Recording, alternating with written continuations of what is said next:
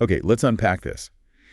Have you ever stepped into a room and felt like the very air was thick with stories? Mm. Or, picked up an old, seemingly simple object and felt this kind of profound connection to generations long past? Oh, absolutely. That feeling is unmistakable. That's exactly where we're headed today. We're diving deep into the incredible world of antiques, heirlooms, and reproductions. And these aren't just, dusty relics or simple copies. No, exactly. They are vibrant threads woven into the rich tapestry of interior design and, maybe more profoundly, our global cultural heritage. Mm-hmm. Our mission today is to give you, our listeners, a really comprehensive understanding of what these terms truly mean. We'll journey through their historical significance across different civilizations. Explore how they manifest around the world, and then we're going to zoom right in. Right into their unique and incredibly vital presence and the preservation efforts happening right here in the Philippines. Yeah, that focus on the Philippines is key later on. And, prepare for some genuine aha moments, because I promise you, what you might initially dismiss as just an inferior copy, a reproduction. Right, something less valuable. We're going to reveal how it's actually a vital tool for preservation, a keeper of history in many ways. That's such a great way to put it. You'll discover how a seemingly humble household item, maybe a simple broom or a clay pot. Things you see every day. Exactly. How it can actually tell a story spanning centuries, connecting us directly to the ingenuity, the artistry, and the deep-rooted traditions of our ancestors. It really is about seeing beyond the surface. Absolutely. So to kick us off, and just make sure we're all on the same page, let's establish some foundational definitions. Good idea. When we use the term heritage, we're talking about far more than just something old or, expensive. It's got layers. It really does. The core definition is straightforward. Yeah. Property that may be inherited, an inheritance. Mm-hmm. But in our context, it just expands exponentially. It does. It encompasses those deeply embedded cultural, historical, traditional aspects that infuse spaces with this profound richness. They make them feel genuinely alive, almost breathing with history and culture. Yeah, that's a great description. And then there's reproduction. Right. At its most basic, it's, the action or process of making a copy of something. Simple enough on the surface. But this is where the dynamic interplay truly begins. Because heritage materials, by their very nature, they provide that undeniable, authentic connection to the past. The real deal. They are the original whispers of history, tangible echoes of what once was. But reproduction materials, they play a truly crucial, often unsung role. Unsung is the word. They allow us to recreate historical elements that might be incredibly rare, or maybe impossibly fragile, or perhaps simply lost to time altogether. Things we couldn't otherwise experience. Exactly. Think about it. They are instrumental in preserving traditional techniques and craftsmanship, skills that would otherwise just vanish from our collective memory. That's a huge point. So our overarching aim here is to understand how these two elements, heritage and reproduction, aren't really in opposition. Not enemies. No. They actually work hand in hand to create unique environments.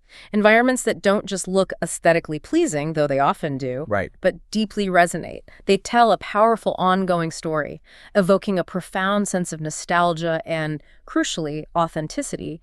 Even the reproduction contributes to that feeling. That distinction is so critical, and it really highlights that the significance of this topic isn't just about, crafting pretty rooms. It's much bigger. It's about something much larger.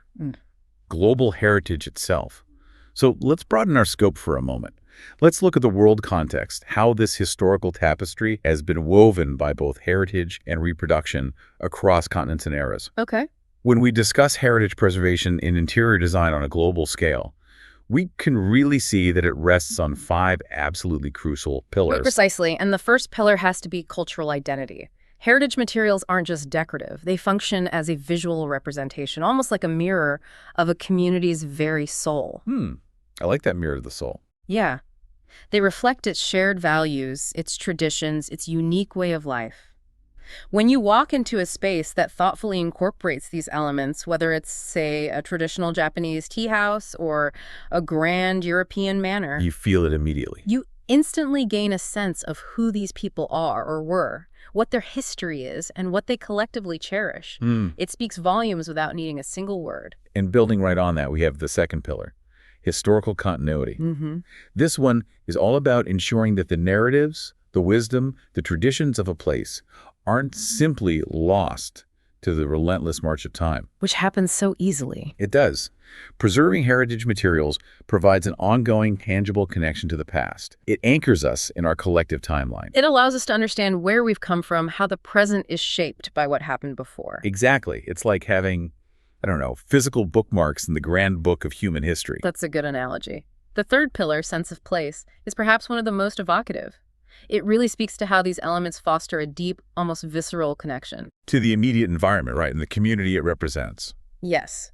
A space imbued with heritage elements doesn't feel generic or interchangeable. You know, like so many modern spaces can feel. Like a hotel lobby anywhere in the world. Exactly that. Instead, it feels grounded, utterly unique, and deeply rooted. It's what makes a specific place feel like that place, imbued with its own spirit, distinct from anywhere else. You mentioned a centuries-old inn versus a corporate lobby. The difference is just palpable. It absolutely is. The sense of place is strong. And a profoundly important aspect, one that's maybe often overlooked, is education and awareness. Very true. Heritage materials function as tangible lessons from the past. They're like living artifacts that speak volumes. They cultivate appreciation for our shared human story. They allow us to learn directly from the objects themselves, the craftsmanship, the design philosophies of those who came before us. They spark curiosity too, don't they? They can inspire new generations of artisans, designers, thinkers. Definitely. And finally, especially relevant in our contemporary world, we have sustainability. Ah, yes, this is crucial now. This pillar underscores the environmental consciousness inherent in heritage preservation. By preserving existing valuable resources, the materials themselves, the embedded craftsmanship, the object, we significantly reduce waste. It offers a powerful, elegant alternative to the constant demand for new production, new things. It aligns heritage preservation directly with responsible environmental practices. It's kind of the ultimate form of recycling, isn't it? Giving objects new life through generations. It really is. It's truly fascinating to consider how these profound principles, these motivations, have guided humanity for millennia. Because this whole concept of reproduction, this fundamental idea of copying or replicating something, It's not new at all. by no means a modern invention. It has a surprisingly deep and rich evolution throughout history, always driven by some compelling why. Yes, the why is key. Let's unspool that thread. Let's travel back through time, see how this practice emerged and how it transformed. Okay, let's do it. If we journey way back to the very dawn of recorded history, to ancient civilizations, think Mesopotamia, Egypt, Greece, Rome, The big ones? we find early and pervasive instances of reproduction. They weren't solely focused on creating singular original works. They were actively reproducing artworks, sculptures, even architectural elements. Really? Like what specifically? Well, in Egypt, for example, tomb paintings were often meticulously copied. This was to ensure certain rituals or depictions of the afterlife were consistent, which was vital for their beliefs. Ah, for ritual consistency. Makes sense. And in ancient Greece, original bronze sculptures were often cast, but it was the Romans who famously reproduced countless Greek marble sculptures. I've heard about that. They loved Greek art. They absolutely did. They used them to adorn their villas and public spaces. And it wasn't just for aesthetic appreciation, though that was part of it. It was also to honor and disseminate the Greek cultural ideals they admired. So multiple reasons. Definitely. The purpose was often deeply spiritual, honoring gods, commemorating important events, spreading aesthetic ideals, or simply beautifying their surroundings in a way that reinforced power or cultural continuity. This established a very early, very clear precedent for the inherent value of replication, not just original creation. Okay, moving forward in time. What about the Middle Ages and Renaissance in Europe? Here we witness a powerful resurgence and evolution of these practices. During the Middle Ages, you had monks meticulously copying manuscripts. Right, preserving knowledge. That's a form of reproduction too. Absolutely vital for intellectual heritage. Then, with the Renaissance, there was this profound rediscovery of classical antiquity. A rebirth, literally. Exactly. Artisans and craftsmen meticulously reproduced classical sculptures, paintings, architectural details, not just as studies, but to adorn the burgeoning churches, the grand palaces of powerful families like the Medici, and new public buildings. You see it everywhere in Renaissance art. You do. Think of the proliferation of classical motifs and figures many were inspired by and were direct reproductions of ancient forms. It showed a clear continuation of the appreciation for these replicated forms as a means of cultural revival and expression. Okay, then came the colonial era. Big changes globally then. Huge changes. This period was marked by intense global interaction, driven by the age of exploration and colonialism. This brought about an unprecedented exchange of ideas, technologies, goods between vastly different cultures across continents. A real mixing pot, sometimes forcefully. Yes, that's important context. What's particularly fascinating here, in terms of reproduction, is how materials and designs from one culture would often influence the art and design of another. This led to a vibrant, often unexpected blending of styles and techniques globally. Can you give an example? Sure. European porcelain designs, for instance, would be replicated and adapted in China, and Chinese motifs would influence European ceramics, creating these interesting hybrid forms. Or local artisans in colonized lands might reproduce European furniture styles, but using indigenous materials, leading to entirely new aesthetic languages. So reproduction became a vehicle for cultural dialogue. Yes, sometimes forced, sometimes organic, but definitely a dialogue. It was a true cross-pollination. And this global blending and the increasing demand for objects, Yeah. that leads us directly to a pivotal, transformative moment in history, the Industrial Revolution. Oh, absolutely pivotal. This era marked a truly significant, even revolutionary change in how reproductions were made and distributed. Mass production techniques just exploded onto the scene. Suddenly, it became infinitely easier, faster, and far more affordable to reproduce artworks, furniture, decorative items. So it wasn't just about efficiency. No, it was profound democratization of access. Before this, only the wealthiest elites could afford handcrafted bespoke pieces or original art. Right, the aristocracy and the church, mainly. Exactly. Now, what was once exclusive, the elegance of fine furniture, the beauty of classical sculptures could be accessed and appreciated by a much wider segment of the population. The burgeoning middle class, even those in more modest homes. It's, you could suddenly have, like, a bust of Venus or a fancy chair without being royalty. Pretty much. You could bring elements of high culture into your own home. It had a massive impact on interior design and taste. Okay, bringing us closer to today, the 20th century and beyond. Now we've entered an age of incredible advancements in technology and material science.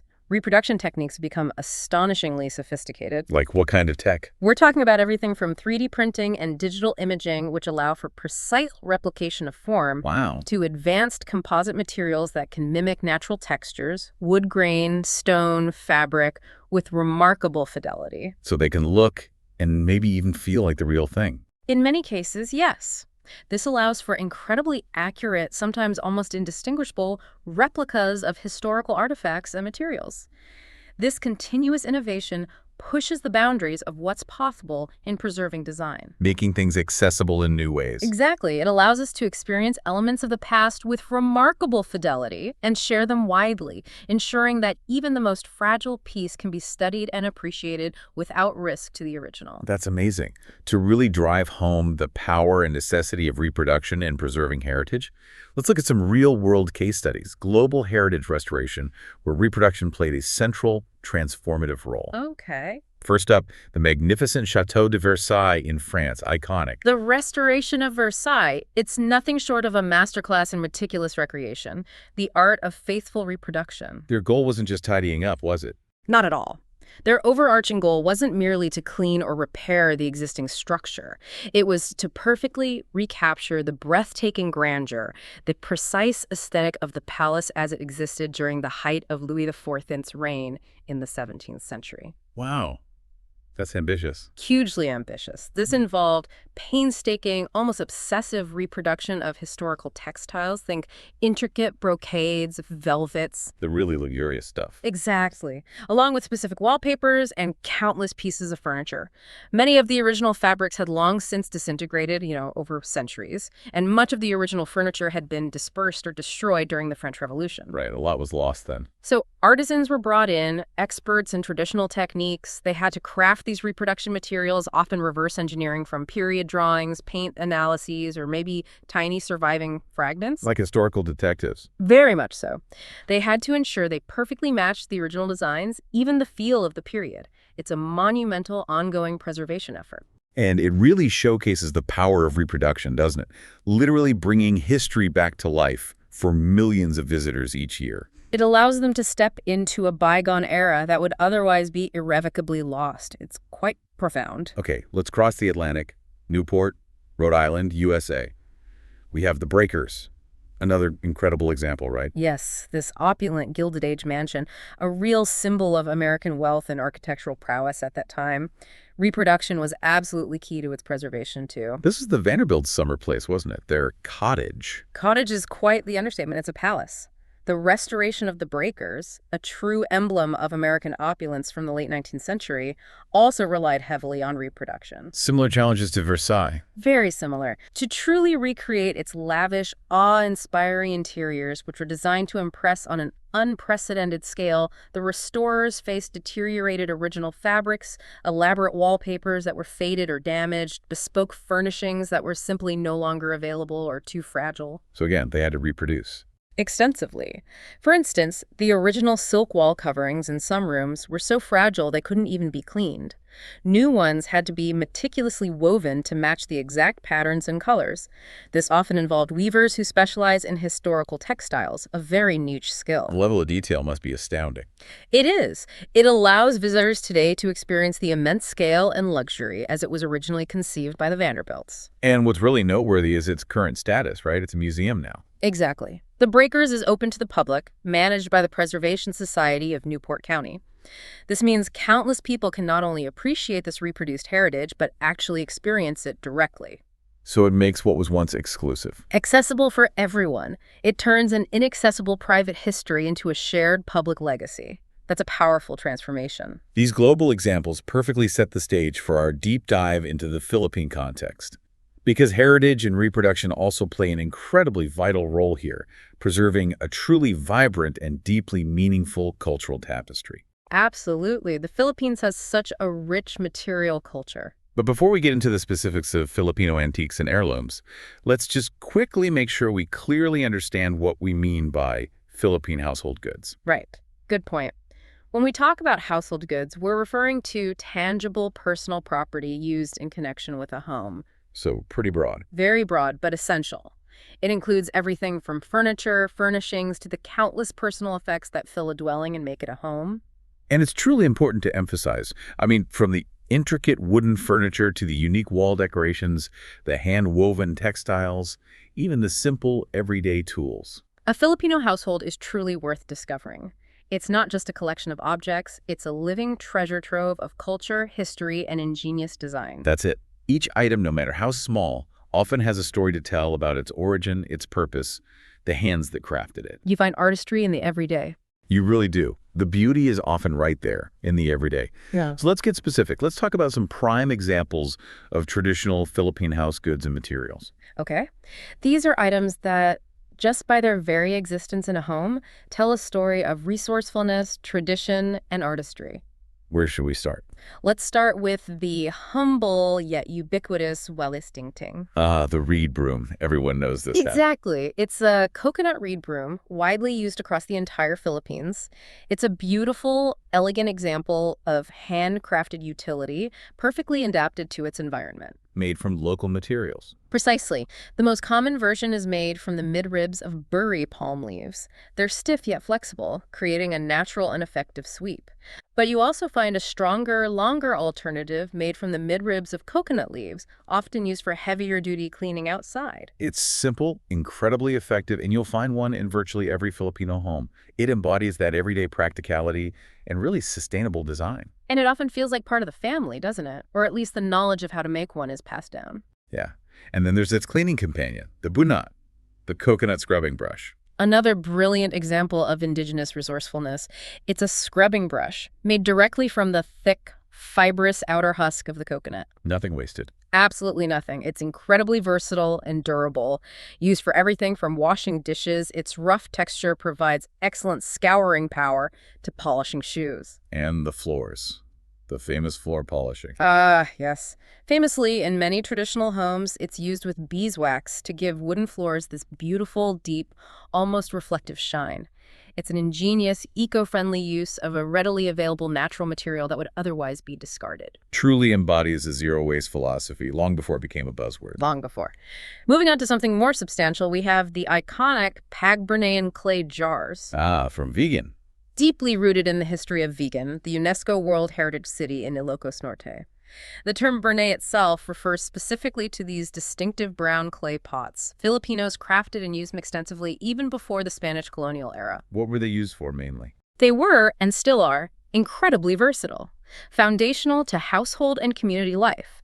Famously used as water containers, they keep drinking water remarkably cool due to the porous nature of the clay, like a natural refrigerator in a tropical climate. Supper. But their utility extended far beyond that. They stored essential provisions like salt and rice, fermented fish paste, the bagoong, A staple. and even served as crucial vessels for trade goods. They played a significant role in ancient maritime commerce and the economic life of coastal communities. Each jar is really a testament to an enduring pottery tradition. The textiles are equally rich in history and cultural significance, aren't they? Oh, absolutely. The Inabel or Abel Iloco fabric is a prime example of this intricate heritage. This is the woven cotton. Yes, it refers to the traditional practice of weaving cotton thread on a wooden loom, a craft deeply rooted in the Ilocano communities of northern Luzon. What truly makes Inabel stand out are its unique patterns and designs. Often geometric, right? Or inspired by nature. Exactly. They often carry symbolic meanings inspired by nature, daily life, or these beautiful geometric motifs. And it's an incredibly versatile fabric. How is it used? In myriad forms. As warm, beautifully patterned blankets, elegant table runners that adorn family gatherings, or meticulously crafted dress material. The creation of Inabel isn't just a skill, it's a community tradition, often passed from mothers to daughters, preserving not just patterns but stories within the threads. That's beautiful. Okay, for something a bit more playful maybe, yet still practical. Consider Lily, Laguna's native slippers. Lily. The slipper capital. Renowned as a slipper industry hub, yes, a vibrant center of this particular craft in the province of Laguna. And these aren't just mass-produced footwear. No, they feel special. They are created by local artisans, showcasing beautiful, often intricate craftsmanship. They ingeniously use a variety of indigenous materials, durable, abaca fiber, genuine leather, other native raw materials. To create comfortable, stylish, and durable footwear. They perfectly combine comfort, style, and local artistry, offering a glimpse into the thriving local economy built on traditional skills. These items really paint such a vivid, tangible picture of daily life and that deep connection to indigenous craftsmanship and materials in the Philippines. It underscores how the everyday can be truly extraordinary. It really does. Now let's revisit our core definitions. Antiques and heirlooms, but this time let's view them through a specifically Philippine cultural lens. Because here, they take on even deeper layers of meaning. They do. An heirloom, in the Philippine context, is truly more than just a piece of property that descends to an heir. It's often considered an inseparable part of an inheritance. More than just stuff. Much more. Carrying not just monetary value, but profound special value, embodying memories and connections from one generation to another. It's not just a possession you receive, it's a legacy you inherit, imbued with family history and emotional weight. And an antique, how does that differ in this context? An antique, here as elsewhere, is a collectible object, perhaps furniture, a religious icon, art that has high value primarily due to its considerable age, typically over 100 years, and its aesthetic or historical significance. So the distinction is? While some heirlooms are indeed antiques, and many antiques certainly become heirlooms over time, it's important to remember that not all antiques hold that specific familial significance, and not all heirlooms are technically old enough to be classified as antiques. The key difference often lies in that personal, generational connection for an heirloom. Got it. And the enduring value of these antiques and heirlooms in the Philippines is incredibly multifaceted, isn't it? It goes way beyond their material worth. Absolutely. First, they serve as an invaluable window into the past. They provide a concrete, tangible look into history, directly connecting us to our heritage. They offer perceptions into the artistry, the evolving fashions, the social customs, the cultural influences of bygone eras. It's almost like having a living museum contained within your own home. Imagine, say, a comoda, a chest of drawers from the Spanish colonial period. It tells a story of trade, European influence, and Filipino adaptation, all in one piece of furniture. Wow. And each one also carries incredibly rich personal narratives, right? Oh, definitely.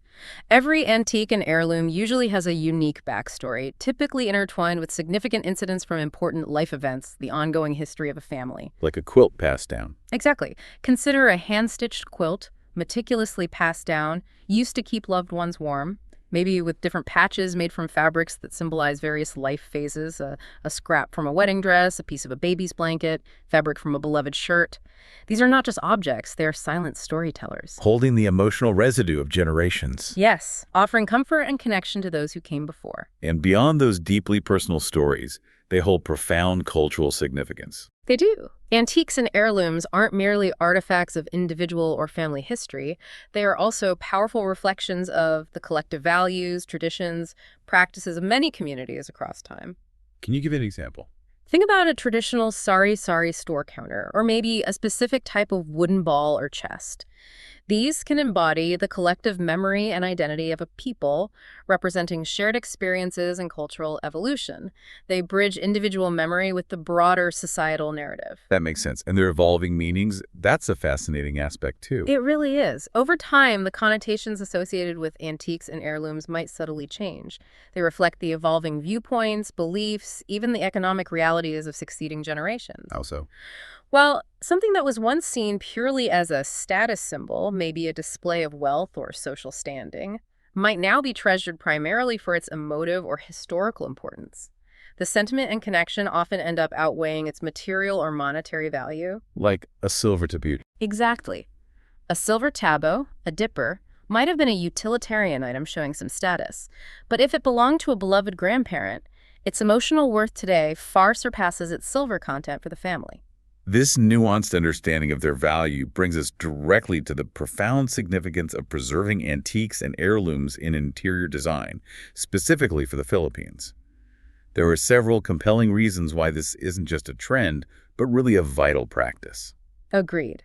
From a historical perspective, they allow us to understand past lifestyles, specific traditions, the unparalleled craftsmanship of bygone eras. It's not just looking at pictures in a book. No, it's a tangible, direct link to our roots.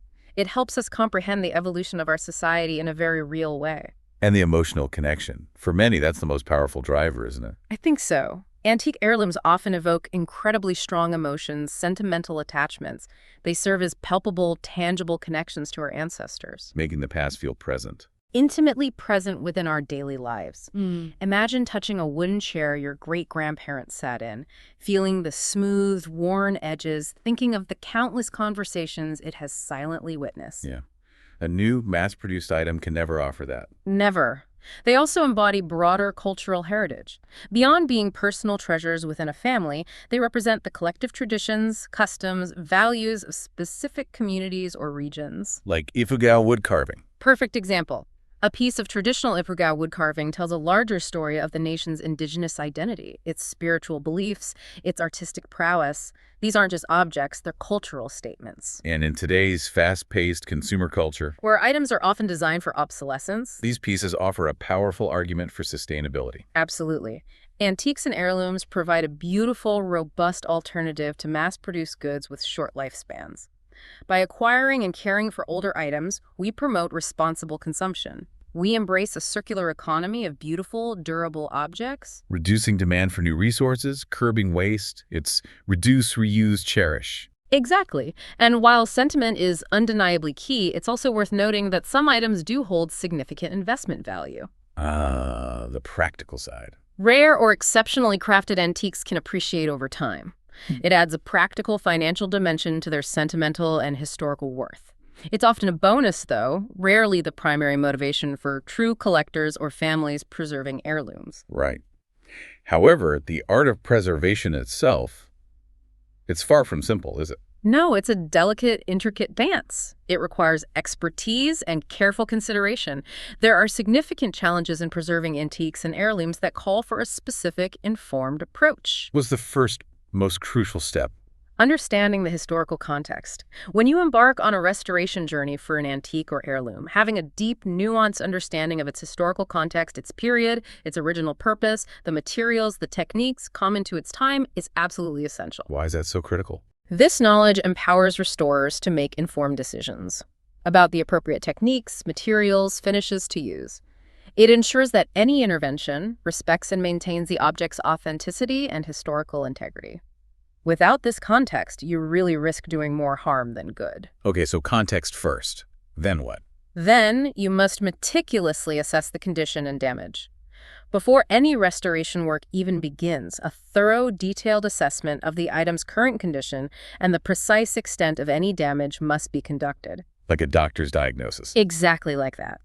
It helps identify every single area that requires attention, structural weaknesses, surface degradation, everything. And crucially, it determines the overall scope and complexity of the restoration needed. This often involves careful photography, maybe scientific analysis of materials, and detailed written reports. Then there's a critical decision. Choosing conservation over restoration. Can you explain that difference? Yes, it's a distinction many people misunderstand. In some cases, conservation, which focuses primarily on stabilizing an item's current condition to prevent further deterioration. Just stopping the decay. Right. That might be the preferred approach, rather than full restoration, which aims to bring an item back to its original appearance. The goal of conservation is to preserve its original state as much as possible, respecting its age, its journey, the signs of wear that tell its story. Sometimes an object's history is best honored by simply stabilizing it, not erasing its past. That makes sense, respecting its journey. And this careful approach often necessitates utilizing traditional techniques. Restoring antique heirlooms frequently involves collaborating with highly skilled artisans, people who can replicate intricate details or repair damages using methods and tools similar, if not identical, to those employed by the original craftsman. Honoring the original maker. It's about honoring their artistry, understanding their methods, maybe even recreating their tools when necessary. This level of craftsmanship ensures repairs are not just functional, but historically appropriate and visually harmonious. And a true hallmark of an antique, a sign of its authentic journey through time, is its patina and wear, right? Absolutely. Patina, that beautiful sheen or surface alteration that develops over time due to age, use, exposure, along with natural wear and tear, is often an integral part of an antique heirloom's charm and authenticity. So restorers have to be careful with that. Very careful. They must carefully consider whether to preserve or recreate this patina during restoration. Removing it can inadvertently strip the object of its history, making it look new but losing its soul. It's a delicate balance between repair and respect for age. Finally, you mentioned documenting the restoration process. Why is that so important? It is absolutely vital to be diligent about it. Keeping a detailed, meticulous record of every single step of the restoration is essential. What does that involve? Photographic evidence before, during, after, detailed notes on materials used, techniques applied, the rationale behind every decision made. This documentation is crucial for future reference, for academic study, and for establishing the item's provenance, its history of ownership, and its ongoing story. It adds to its overall value and historical accuracy. Speaking of authenticity, a question we often hear is, how do you tell an antique from a reproduction? The million-dollar question. So let's talk about antiques and heirlooms reproduction techniques and, more importantly, how to distinguish authentic pieces from modern copies, because even high-quality reproductions exist. They certainly do, featuring truly beautiful workmanship sometimes. But even the best ones usually still involve modern techniques somewhere. So here's what you, the discerning listener, should look for. Okay, tip number 1. First, consider uniformity. Modern reproductions, especially those produced on a larger scale or with precision machinery, often have very uniform dimensions, precise cuts, consistent construction throughout. Machine perfect. Kind of. Older, truly handmade pieces, by contrast, may be less uniform. There are inherent variations in hand craftsmanship, slight imperfections in old tools, and natural materials behave slightly differently over time. So imperfections can be a clue. Sometimes, yes. A drawer that's a little sticky or a joint that's slightly off-kilter. These can often be subtle indicators of genuine age and handmade origin rather than a modern, machine-perfect copy. Interesting. What's next? Next, take a close look at the hardware. The nails, screws, hinges, handles, other metal bits, they can be incredibly telling. How so? Older hardware often appears hand-forged, maybe irregularly shaped. It shows signs of age, like rust or wear in specific patterns from use. If the hardware appears consistently old, shows traditional methods of attachment, and integrates seamlessly with the piece, it's more likely an antique. And reproductions. Modern reproductions might use new, perfectly uniform hardware, or they might even attempt to distress it to make it look old. But true age has a distinct, irreplaceable character that's hard to replicate perfectly. Look for things like slotted screws that aren't perfectly centered, or maybe hand-cut nails if it's really old. Good tips. And Finally, a crucial indicator is the handmade joints. Traditional joinery methods like dovetail joints. those interlocking wedge-shaped cuts and drawers. Exactly, they're a key sign of old craftsmanship. On older, handmade pieces, these joints might not be perfectly uniform. You might see slight variations in the individual dovetails, indicating they were cut by hand. Whereas modern ones. High-quality modern reproductions may certainly use the same joinery methods, but they are typically done by machine. This results in a perfectly uniform, often too perfect, almost sterile appearance. Those slight irregularities in a truly handmade joint are often a clear sign of an authentic antique. Those are incredibly useful, practical tips for anyone admiring a piece and trying to figure out its story. Now let's bring our focus back to specific Philippine heritage design elements often seen integrated into interior design. Let's start with something quintessentially Filipino: outdoor and patio accessories. The patio, a central part of Filipino life.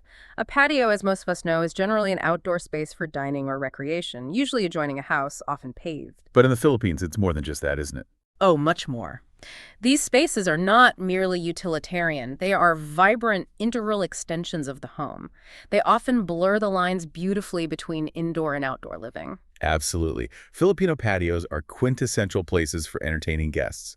Perfect for sitting outside, enjoying the tropical breeze, taking in the lush environment, just spending quality time with loved ones. Even small patios are masterfully utilized for social gatherings. You'll find a distinct array of common furniture pieces and accessories designed for comfort and durability in that climate. What kind of things? Well, you often see slipper chairs, those low-slung, armless chairs, perfect for relaxed lounging, sturdy benches for communal seating, comfortable outdoor couches that invite lengthy conversations. Rugs, too. Yes, defining area rugs to ground the space and add warmth, practical tables for dining or holding refreshing drinks, and surprisingly, sometimes even elegant outdoor chandeliers for evening ambiance. Really?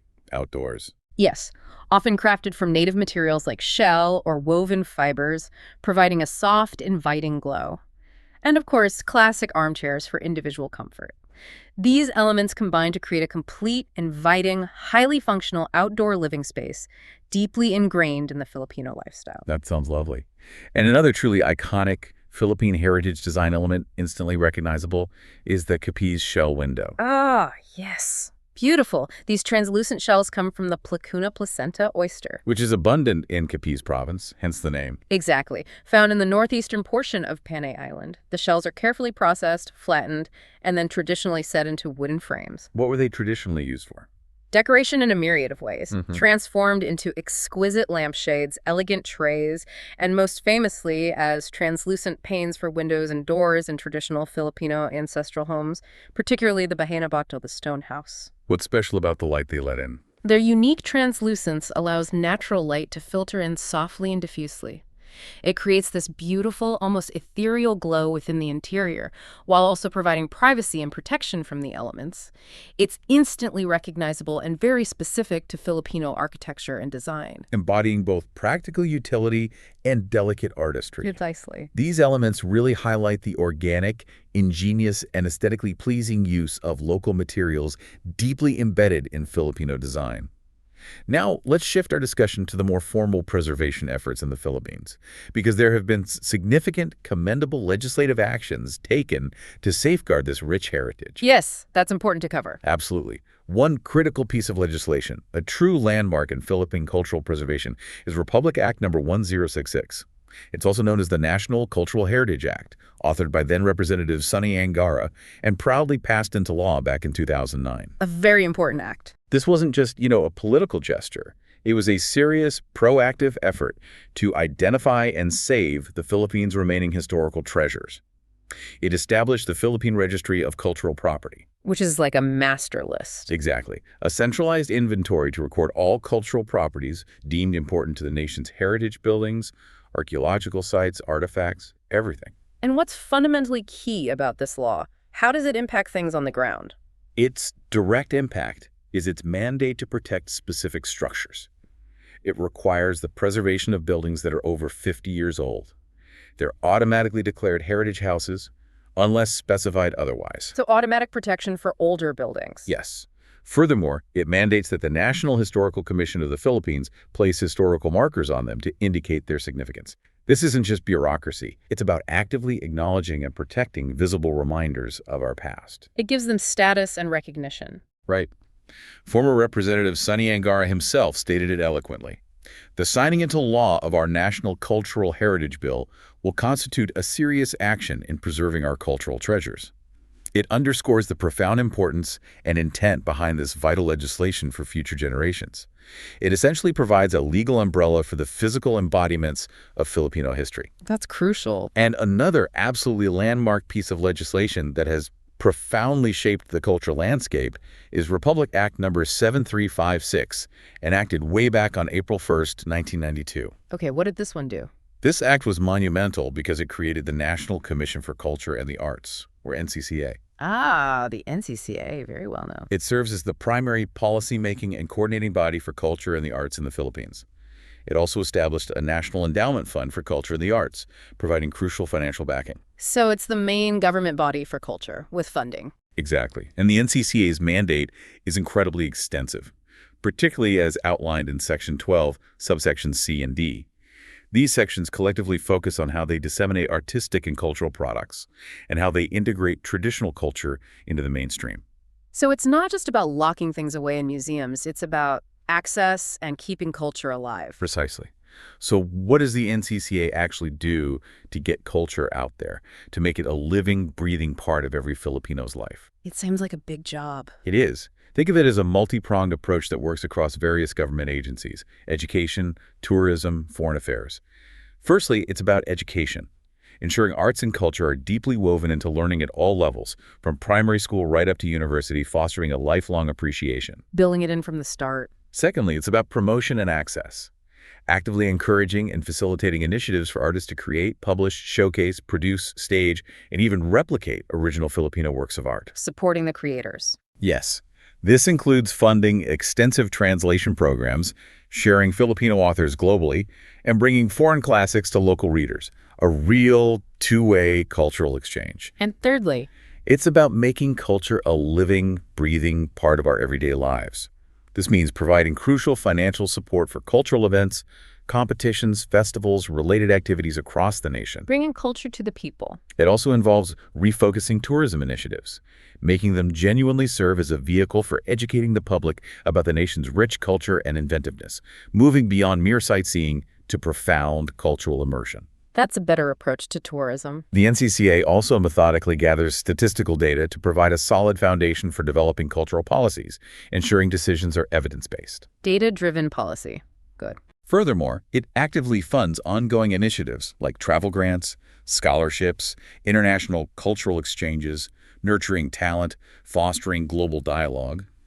Crucially, it establishes norms and regulations to safeguard Filipino artists, cultural workers, and their creative works when they venture abroad, protecting intellectual and cultural property. Protecting artists overseas, that's important. And finally, it prioritizes continuous professional development, promoting and assisting cultural workers and administrators' ongoing education from certified trainers, ensuring the sector remains dynamic and ethical. Wow, that's a very comprehensive mandate under subsection C. What about subsection D? Right. Beyond dissemination, Section 12, subsection D of the NCCA Act explicitly focuses on incorporating traditional culture into mainstream Philippine life. This is where the living heritage aspect really comes into play. Keeping traditions alive and relevant. Exactly.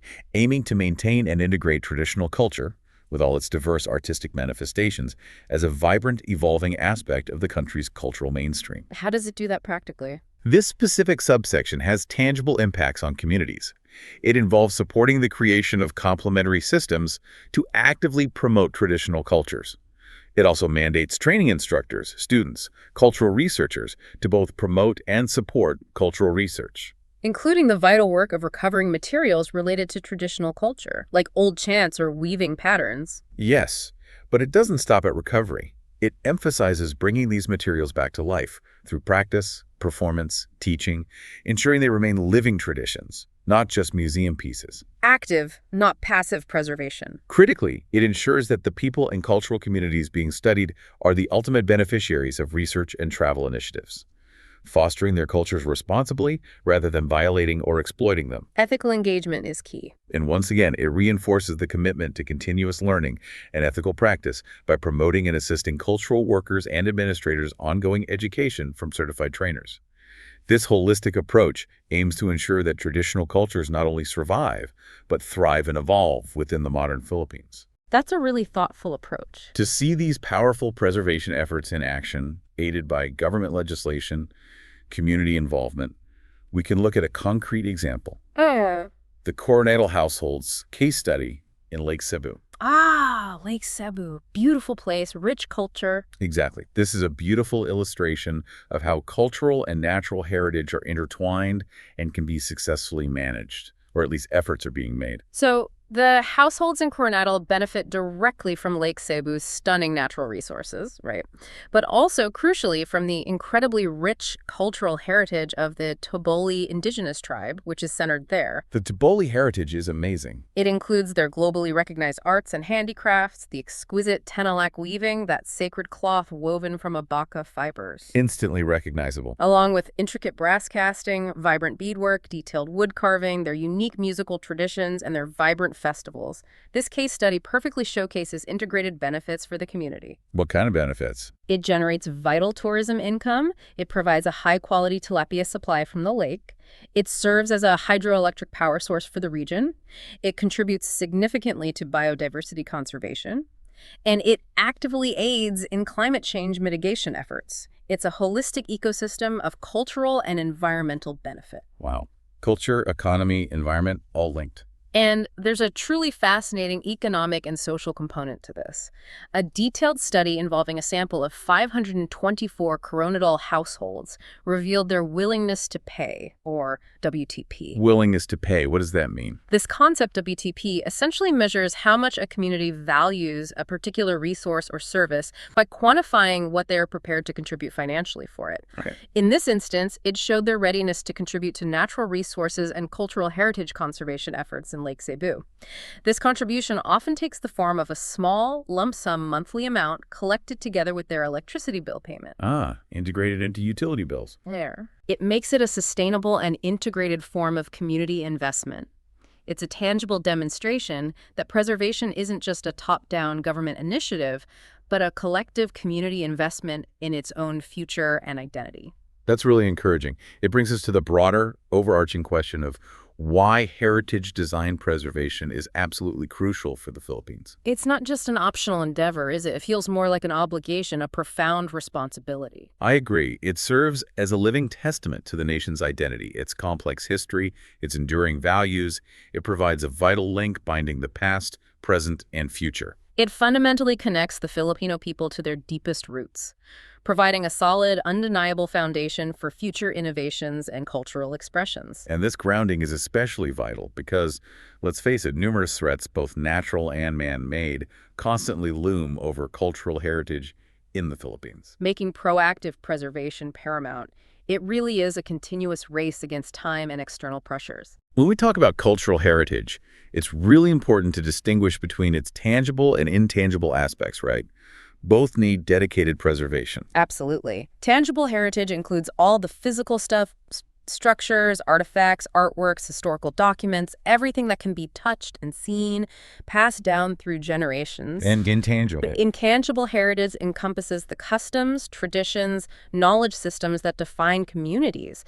Things like unique languages, traditional performing arts, social practices, rituals, festive events. The accumulated knowledge and practices concerning nature and the universe, like the weaving process itself being intangible, while the finished inabel fabric is tangible. Exactly. It's crucial to understand that cultural heritage is a living, breathing entity, constantly evolving, adapting, shaping the present and future. It's not static, frozen in time. However, despite all these dedicated efforts, the ambitious legislation, community willingness like in Lake Cebu, there are still significant challenges and prospects for preserving house goods and broader cultural heritage in the Philippines.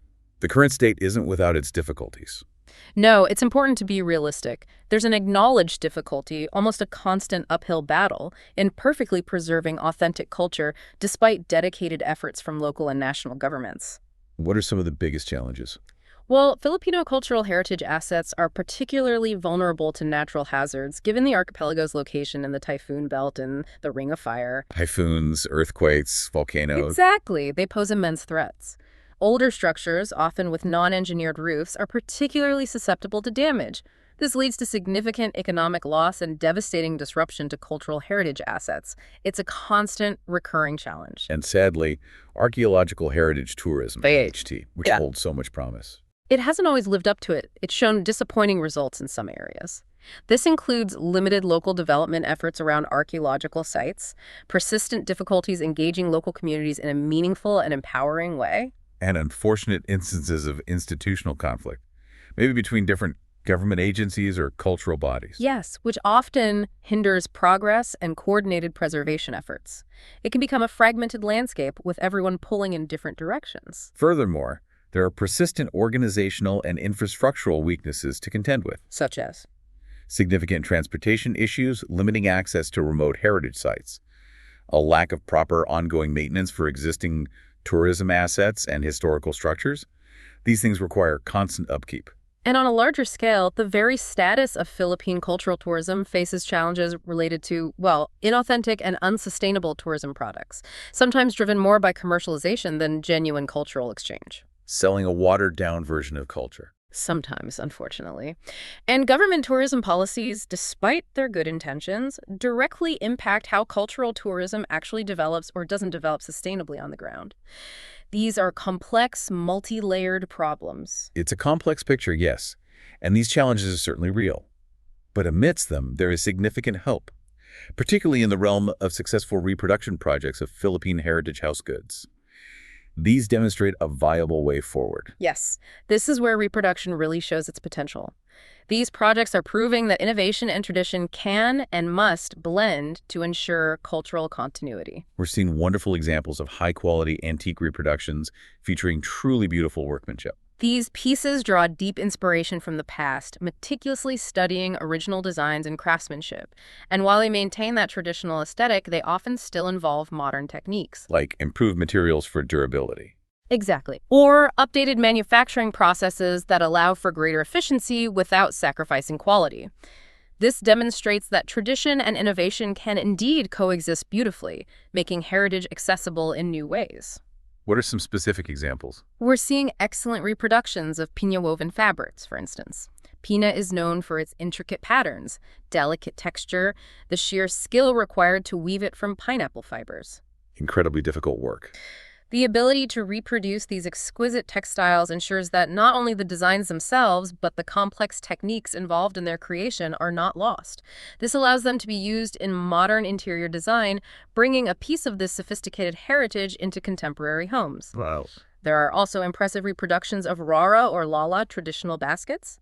These hand-woven baskets are essential household items in many Filipino communities for storage, carrying goods, etc. Keeping the craft alive. Reproducing them maintains the artistry, the material knowledge, the very utility of these beautiful, essential items. It keeps the craft alive and makes these pieces available beyond their original communities. And of course, the iconic Capiz shell material. Yes. Not just for windows, but for other decorative uses, lighting fixtures, wall panels, accent pieces. It's being successfully reproduced.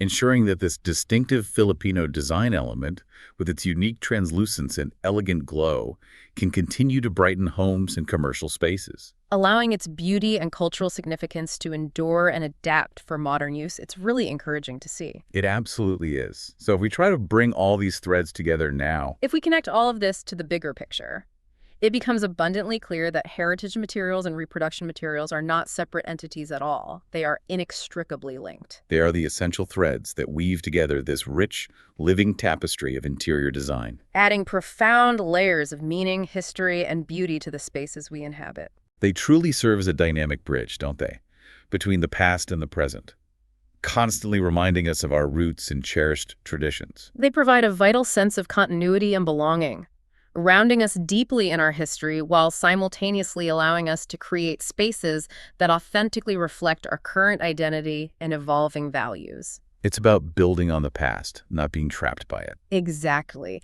And this is precisely where the role of reproduction truly shines. Reproduction materials are, in a very real sense, the unsung guardians of our heritage. Guardians of our heritage. I like that. They ensure that traditional craftsmanship, intricate design techniques, the very spirit of historical aesthetics, are not lost to time, but rather preserved and passed on.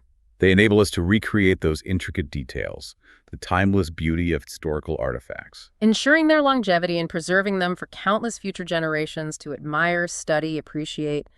Through these meticulously crafted reproductions, we can experience the craftsmanship and artistry of the past directly. Connecting us intimately to the artisans who came before us. Keeping their legacy alive, it's a powerful connection. Ultimately, heritage and reproduction materials, when they're thoughtfully integrated, combine to create spaces that are not just aesthetically pleasing, that's almost a given, but are deeply, profoundly meaningful. They invite us to pause, to reflect, to genuinely appreciate the countless stories they tell and the rich emotions they evoke, enriching our lives in ways that go far beyond mere decoration or function. They serve as constant, tangible reminders, too, of the immense importance of preserving our heritage. Not just for our own generation's benefit, but as a sacred trust for future generations.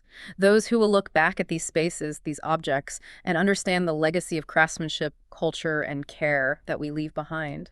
So in this way, heritage and reproduction materials are not just elements of design. They are vital, active guardians of our cultural heritage, enriching our lives, inspiring us, and contributing to truly timeless, resonant spaces.